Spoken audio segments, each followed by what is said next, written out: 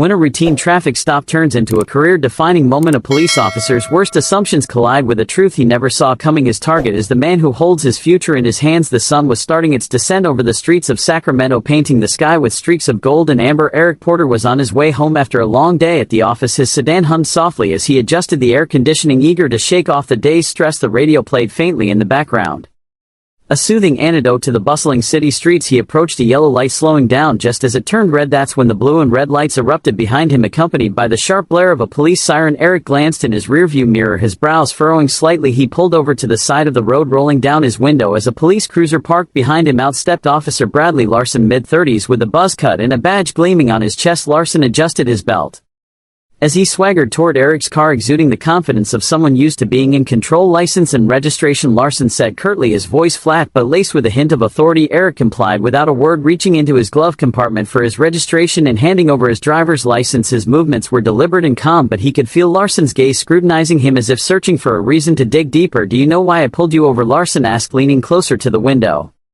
"I'm not entirely sure," Eric replied evenly, his tone polite but firm. "You didn't come to a full stop at the light," Larson said, though there was a flicker of hesitation in his voice. Eric frowned but nodded slightly. "I see. I thought I slowed down in time, but I understand." Larson didn't respond immediately. Instead, he lingered, his eyes narrowing as he studied Eric more closely. It wasn't just a routine stop anymore, at least not for Larson. His posture shifted subtly but noticeably, as if he had already decided this was more than a minor infraction. The officer glanced at the license in his hand. "You're not from around here, are you?" he asked. Eric hesitated for a fraction of a second before replying, "I moved here a few months ago. My address is on the license." But Larson wasn't really listening. His questions were starting to take on an edge, just enough to suggest that he wasn't concerned about a traffic violation anymore. Eric's calm demeanor seemed to work him, and he leaned in closer. "Where were you headed in such a hurry?"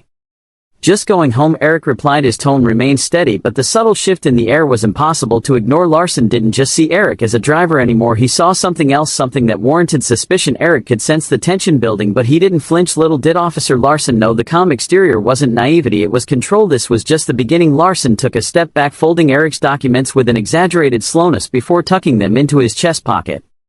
He straightened up, his expression shifting into something faintly smug, as though he'd already made up his mind about the man sitting in front of him. "Step out of the car for me," Larson ordered. Eric's grip on the steering wheel tightened briefly, but his face betrayed no reaction. "Is there a specific reason for that, officer?" he asked, his tone measured. Larson's lips twitched, but he masked it quickly. "I asked you to step out of the car. You don't want to make this harder than it has to be." The threat hung in the air, unspoken yet unmistakable. Eric exhaled slowly and opened the door. As he stepped out, Larson's eyes flicked over him, sizing him up. Eric stood a little taller than the officer, his shoulders broad but his demeanor unthreatening. His tailored suit suggested professionalism, his polished shoes hinted at someone meticulous and careful, yet none of that seemed to matter. Larson gestured toward the front of the car. "Hands where I can see them." Eric complied, his movements calm and deliberate. "Is there something specific you're looking for?" Officer Larson smirked faintly. "Just routine. We've had some incidents around here. You can never be too careful." Eric turned his head slightly, locking eyes with Larson. "Incidents involving men in business suits driving sedans, or does this have more to do with something else?" The question landed like a punch, and for a moment Larson's composure faltered. He straightened up, his hand drifting toward his belt, more reflex than necessity. "Watch your tone," he said, his voice hardening. "I'm simply asking a question." Eric replied. There was no defiance in his voice, just a quiet firmness that seemed to unsettle the officer. Larson leaned closer, his eyes narrowing. "You seem awfully familiar with how this works. You got something to hide?" Eric let the silence stretch for a beat before answering. "No, officer, I just believe in being clear about the reasons for an interaction like this. Transparency, you know." Larson scoffed, but didn't reply. He stepped back, pacing a small circle in front of the car. The dynamic was shifting in ways he couldn't quite grasp. Eric wasn't reacting the way most people would. There was no fear, no stammering, no nervous fidgeting. Instead, there was control, poise, and an unsettling calm that put Larson on edge. "You seem pretty confident," Larson muttered almost to himself, "like you think you know what's going to happen next." Eric didn't rise to the bait. Instead, he tilted his head slightly. "Confidence isn't the issue here, officer. Respect is." Larson froze for half a second before turning back to face him. The smoke was gone now, replaced by something sharper, almost offensive. He opened his mouth to reply, but the words didn't come out. Eric's composure was throwing him off balance, and he didn't like it. As the silence stretched, the tension between them felt electric, and Larson was starting to realize this wasn't going to play out the way he'd expected. But instead of backing down, he doubled down. The real test was about to begin. Larson tapped his fingers against the holster on his belt, his frustration barely concealed. He wasn't used to being challenged, especially not by someone who looked like Eric. His gaze flicked back to the sedan as though searching for a justification he hadn't yet manufactured. Turn around and place your hands on the hood, Larson said, his voice clipped. I need to check for weapons. Eric raised an eyebrow. Weapons, he repeated, his tone incredulous but still measured. Do I look like someone who's carrying a weapon? Larson's jaw tightened and for a moment his composure cracked. I'm not going to ask you again. Eric hesitated, a flicker of something unreadable passing across his face. Then, without a word, he turned and placed his palms flat against the hood of his car. Larson approached, the crunch of his boots on the asphalt breaking the uneasy silence. The officer patted Eric down in quick, rough movements, his hands lingering a little longer than necessary. It wasn't just a search, it was an attempt to assert dominance, to provoke a reaction. But Eric didn't flinch, didn't stiffen, didn't so much as shift under the invasive scrutiny. You're clean, Larson muttered, stepping back. The admission sounded begrudging, like he was irritated that he hadn't found anything to justify his suspicion. Eric turned to face him, his expression calm but his eyes sharp. Of course I am, he said simply. Now officer, if you're done, I'm not done. Larson interrupted, his voice rising slightly. The words tumbled out too quickly, betraying his need to stay in control. You seem to know a lot about what I can and can't do. Care to explain why? Eric folded his arms, his posture relaxed. Despite the tension crackling between them, I've had my fair share of interactions with law enforcement, he said. Let's just say I've learned a lot over the years. Larson's eyes narrowed. That so you a lawyer or something? Eric smiled faintly. Or something? The ambiguity in his answer seemed to irritate Larson further. He stepped closer, invading Eric's personal space, his voice dropping to a near growl. Listen, you think you're smarter than me, think you can talk your way out of this? Eric met his gaze evenly, unflinching.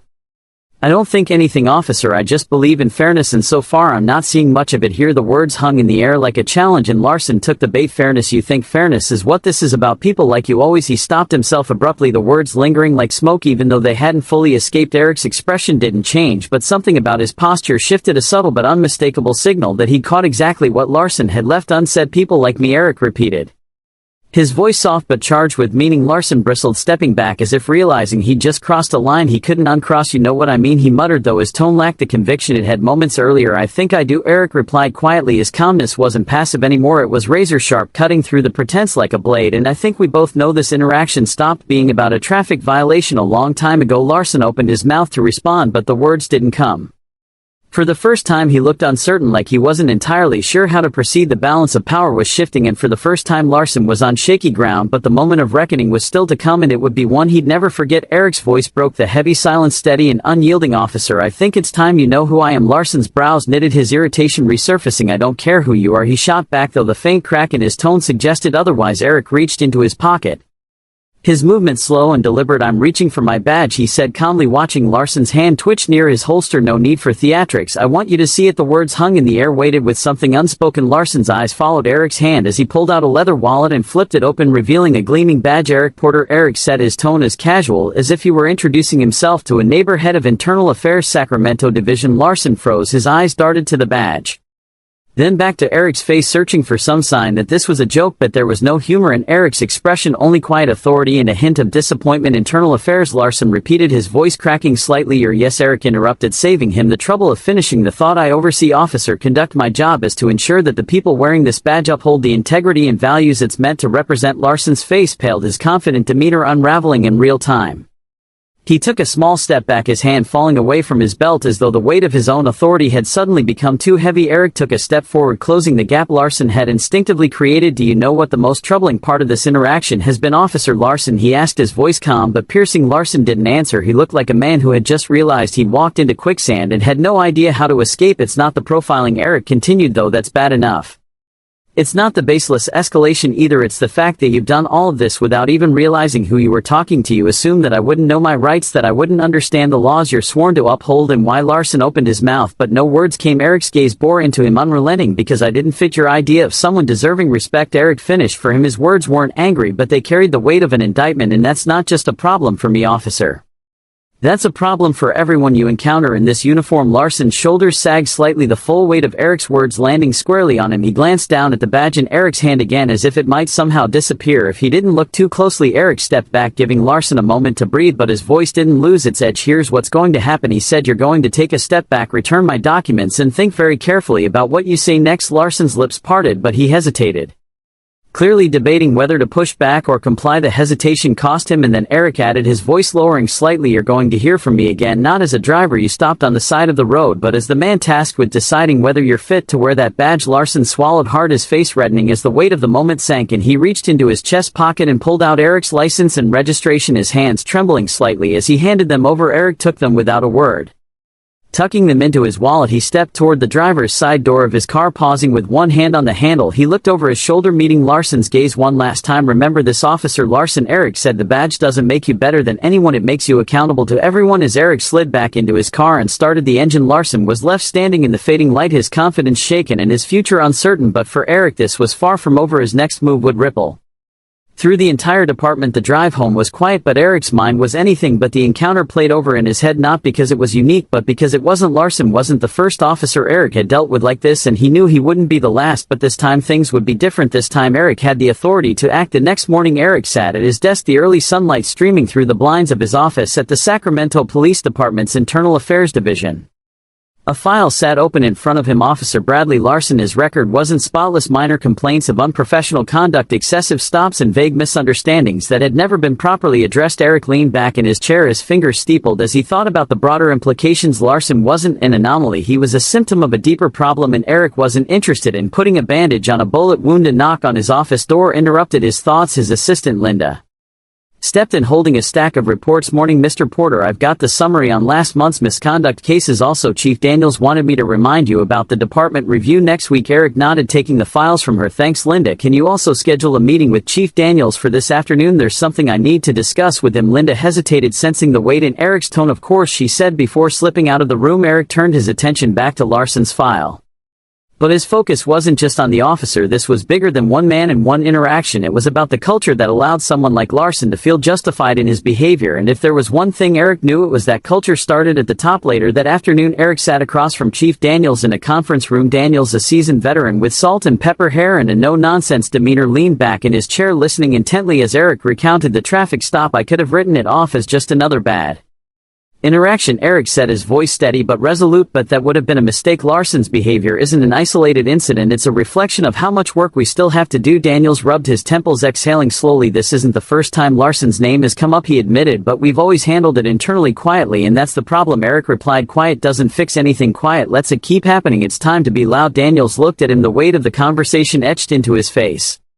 "What are you proposing?" "A department-wide review," Eric said without hesitation, "not just of individual offices, but of our training, our protocols, our accountability systems. We can't keep sweeping this under the rug. If we don't hold ourselves to a higher standard, how can we expect the community to trust us?" Daniels leaned forward, his hands clasped on the table. "You're going to ruffle some feathers with this." "Good," Eric said simply. "It's about time someone did." The following weeks were a whirlwind of meetings, interviews, and reports. Eric worked tirelessly, compiling data, speaking with officers, and holding public forums to hear directly from the community. The Larson incident became a catalyst for change, a turning point that forced the department to confront its flaws head-on. Larson, for his part, faced an internal hearing. Eric made no secret of his involvement, sitting across from Larson during the proceedings and watching as the officer squirmed under the scrutiny. The hearing resulted in a suspension, but Eric knew the real victory wasn't in punishing Larson, it was in preventing the next Larson. Months later, Eric stood at the podium of a community event addressing a room full of officers, city officials, and local residents. He spoke not of blame but of responsibility, of the shared duty to create a system that worked for everyone. His words weren't just a call for accountability, they were a promise of change. "Justice isn't just about catching the bad guys," Eric said, his voice resonating through the hall. "It's about making sure the people